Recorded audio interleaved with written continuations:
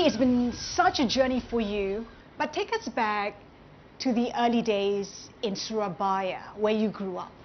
How was family life like for you? You are one of 6 siblings. Yes, I'm the youngest. Very close to your mom. I'm very close to my mom, definitely because I'm the youngest. 4 brothers, 2 sisters. My father is very family man. So I learned a lot from him, even though I'm close to my mom, but actually he came from a poor family. He only finished grade 3 when he dropped out when he was 9 in 1940 at the time. And then he tried to basically be independent, and he became a businessman from a very small business in East Java, and until he became successful, and he ran a big construction company in East Java. What I learned from him is fighting spirit, endurance, never giving up. This is very important, and discipline. So I'm very lucky to have him. So he became my role model. So when I study, I also basically I study hard. I went to Canada for more than 5 years, and I finished my master's degree with good standing also. Why didn't you join him in business then? It's too crowded. My brothers and my sisters joined him already. So I decided to set up my own company, and with his blessing, in 1990 I moved to Jakarta. Originally I went back to Surabaya after I finished my study in late '89. Dad is a family man, so are you. You recently celebrated your 25th wedding anniversary. 3 years ago, yes. 3 years ago. Congratulations. And to say the least, you're quite a romantic. You sang. Well, I cannot judge myself. But I like singing also, What about singing? Because I think you were accompanied by David Foster on the piano. Right, yes. What's your relationship with David Foster? I know you guys are close. Yes, I know him very well, and I know many Hollywood artists because I'm in the media. I deal a lot with the Hollywood major, like Disney, Warner, those big names, and also the artists in Hollywood. Not to mention that at your daughter's wedding, yes, you had Pussycat Dolls. My daughter's wedding was in 2012.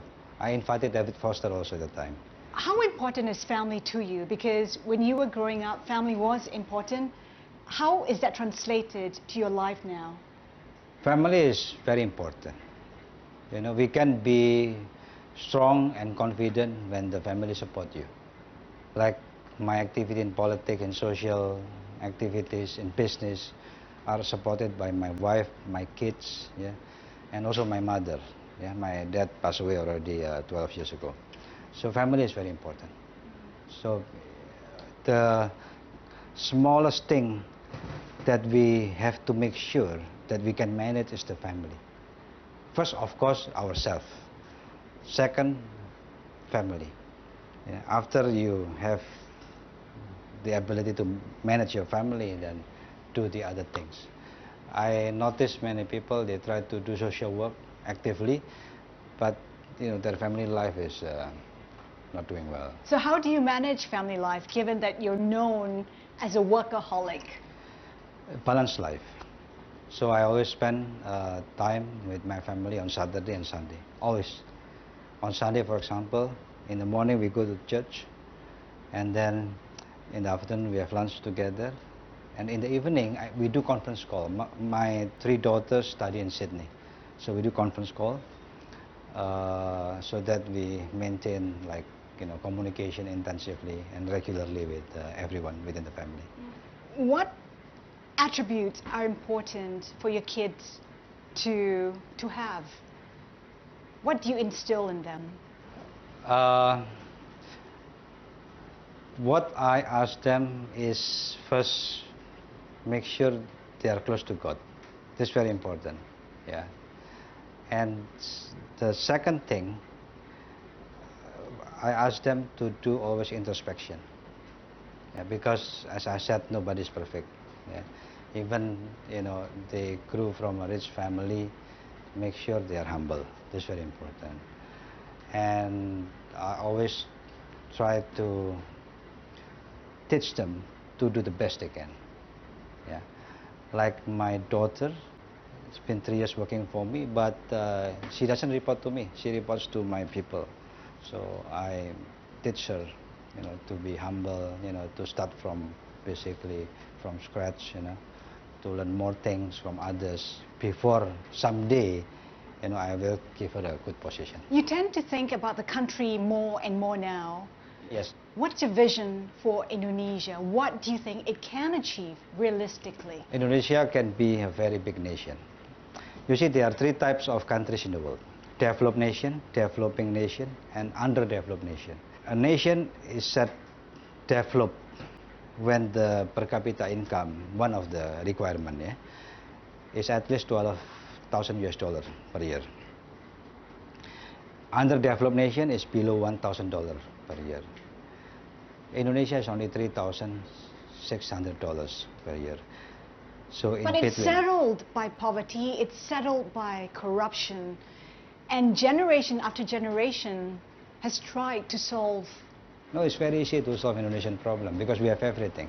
I calculate at once. If our economy grow by 8 to 9% net per year, in 10 years, our GDP per capita can be almost $12,000.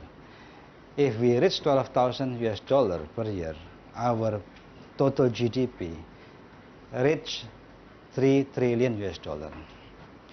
If that happened today, we are number 5 largest economy in the world.